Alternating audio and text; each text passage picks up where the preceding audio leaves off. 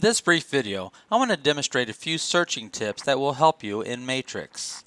First, when you hover over the Search tab and you choose your property type, such as residential, you'll notice it defaults to active and contingent. You can set your own default however you like, such as I may not like contingent always be in here, so I can take that out. And let's say I also like to have single family in my search already picked for me.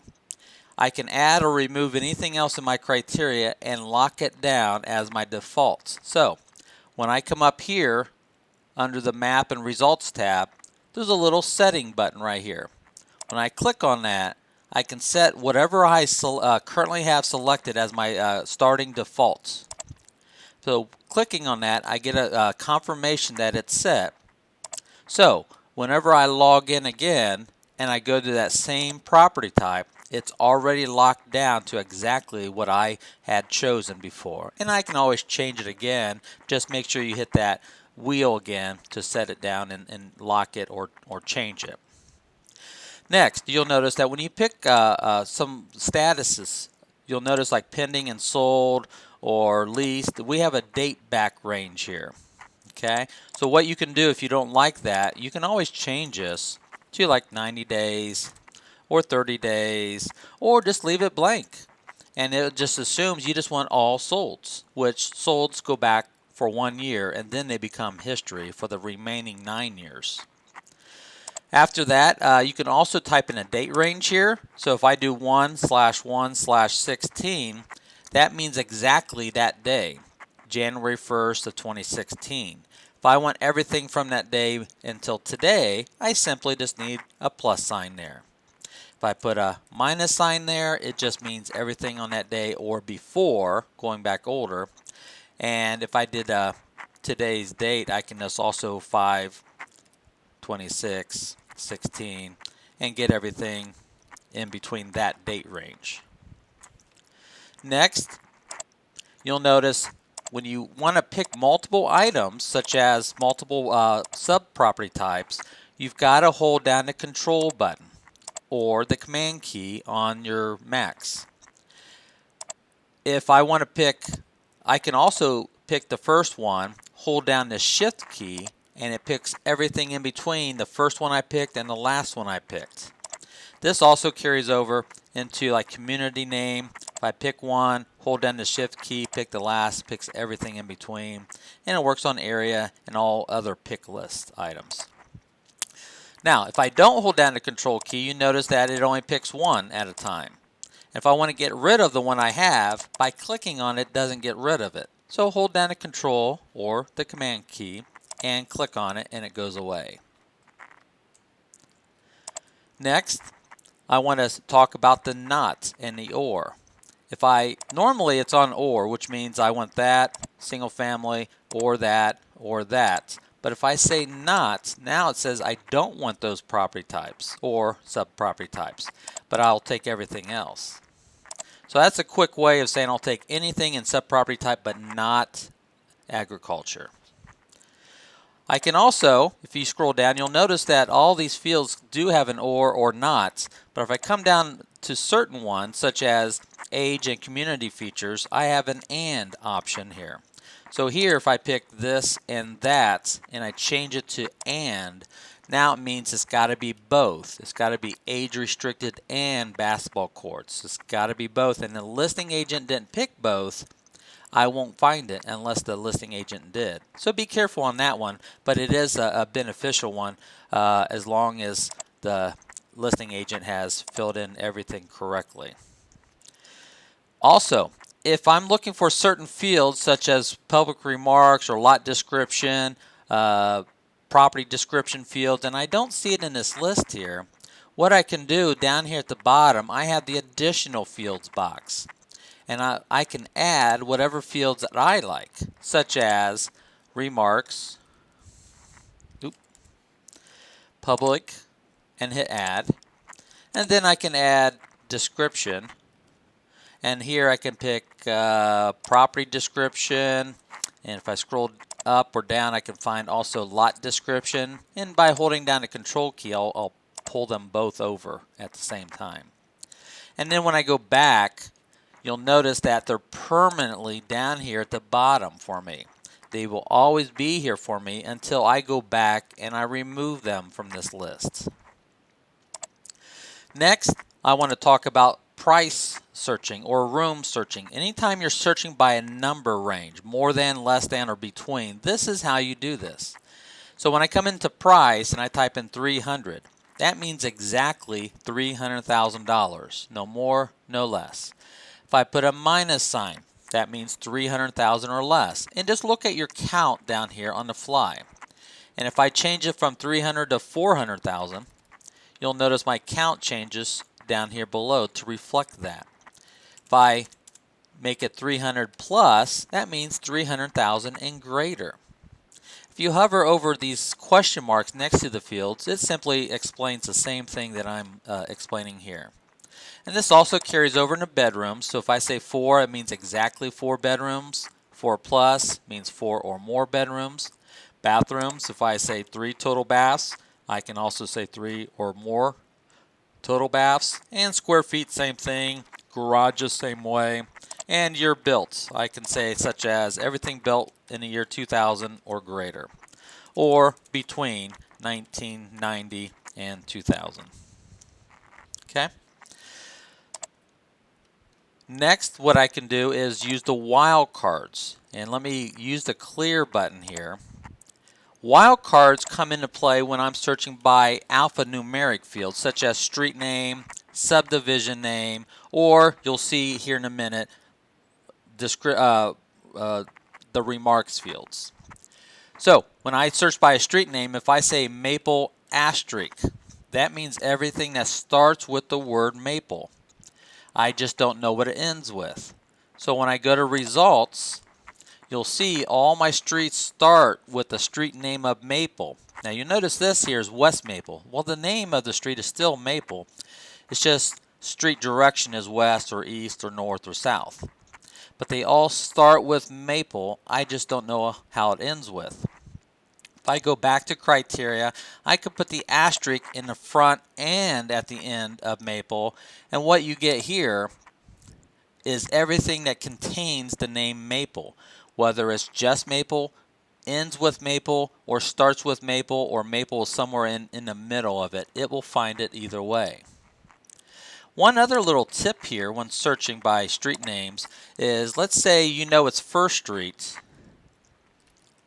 but you're not sure if it's First. You can hit the More button here, and then also do 1ST as in first. Find it either way. Same thing with second and second, third and third. This other little tip, let's say you've got a street such as Maple Ridge, and sometimes you see it spelled one word or 2 words, and sometimes you see it also spelled 1 word. So now using that More button, you can type it in 2 words or 1 word and find it either way. And you can do more again and do up to 10 streets, whether they're just the different variations of spelling or 10 completely different streets. That's totally up to you. Now, when you're searching by subdivision, and just let me clear this out, it's also important to use the asterisks here, because if I just do Red Oak, that means the subdivision name is exactly Red Oak. And you can see down here, I only have 1 match. So if I'm not really sure if it's Red Oak or Red Oak Estates or the Red Oak Estates, if I put my asterisk after, it just means Red Oak something. I don't know what it ends with. And if I hover over that question mark, it'll tell me about using the asterisks in here too. So it's always better to type in the asterisk before and after, because now you're going to get it either way. This is also very handy when wanting to search by remarks field.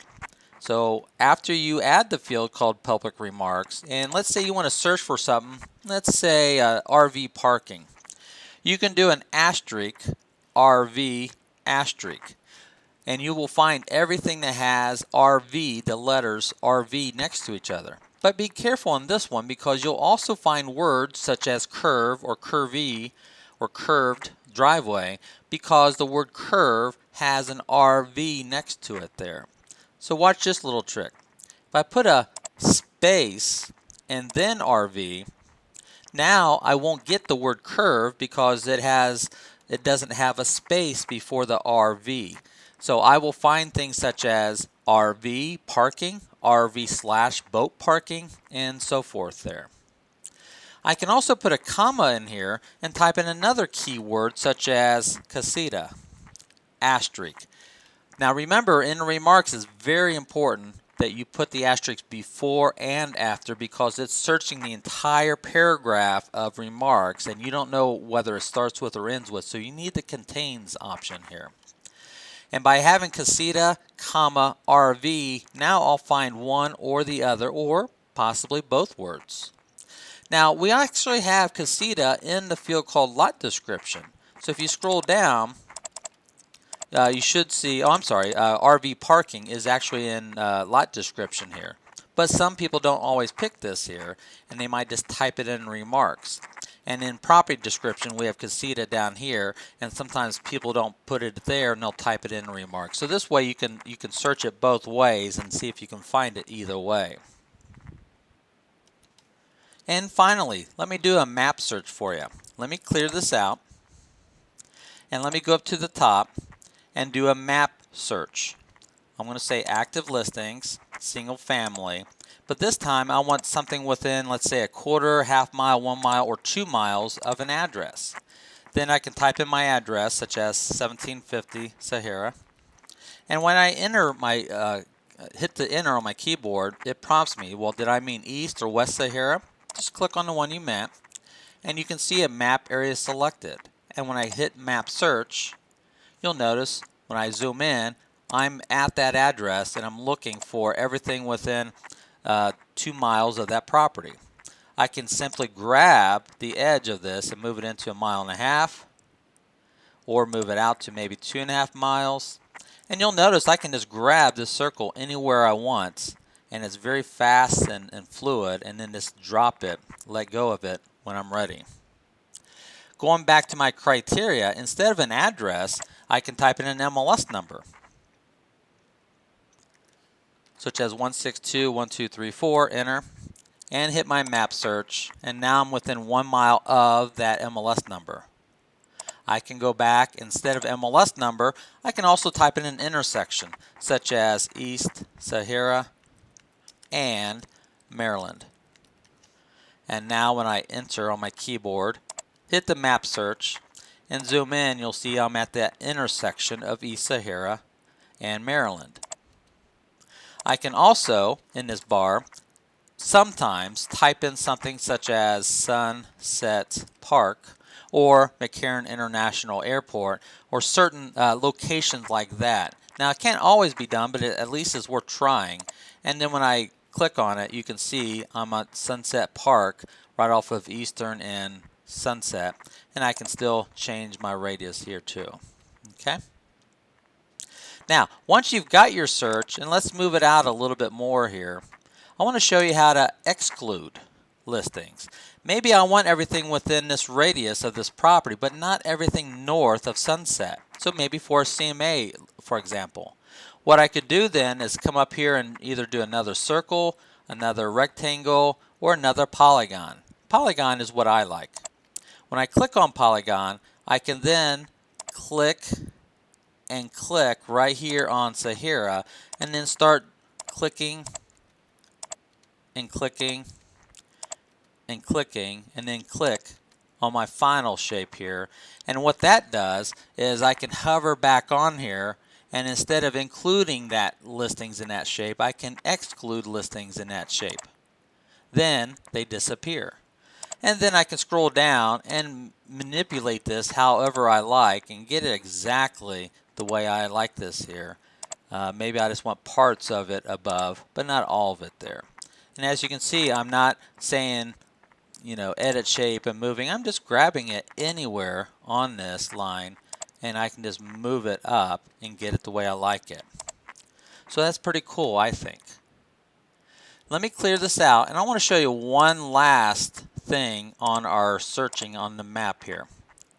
And let me clear everything out and just have active here. What I like to do drawing my shapes, and I'm not always starting with the radius of an intersection here or of an address. I want to start from scratch and draw my own, recreate my own boundary lines of my favorite locations. So in that case, I like to draw my shape first before I do anything else. But watch this. When I click on map in here, we got these little balloons in the way, and the reason why is because we're allowing you to search or map up to 5,000 listings at one time, which there is a benefit to that. But for this demonstration right now, it's just kind of annoying seeing these little balloons pop up. And what these balloons are telling me is that there's 54 listings here, and if I click on it, it just drills it down and I can see them. And I can just pull back up and look at it a little higher here. But I'm going to turn these balloons off. So watch this. If I go back to my criteria tab and I do a search for MLS number 0, how many results will I get? Well, I get 0 results. So now there's nothing on my screen here. So now what I could do is go up and draw my radius or rectangle or polygon. But watch this, we also have layers. If I turn on layers, you can see that I can turn on zip code layers, the city layers, maybe turn off the zip code and just see the city layers, county, school districts, which is just Clark County School District, neighborhoods, which could help you. And if you zoom in, you might see that some of these neighborhoods might be good to use, but that's up to you to decide. I can turn that off, and I can also turn on the school location ones. And what this does, as I zoom in, it's just going to label the schools for me by a little red house, and it tells me the school name right here. So just want to show you that little tools there that might help you when you want to draw your own shape. But what I'm going to do now is click on the Polygon Tool, and now I'm just going to come in and recreate one of my favorite areas. And I'm just going to pretend it's down here in Green Valley. And it goes up here on Sunset. And I just keep clicking as it turns. And then I click on that original dot there.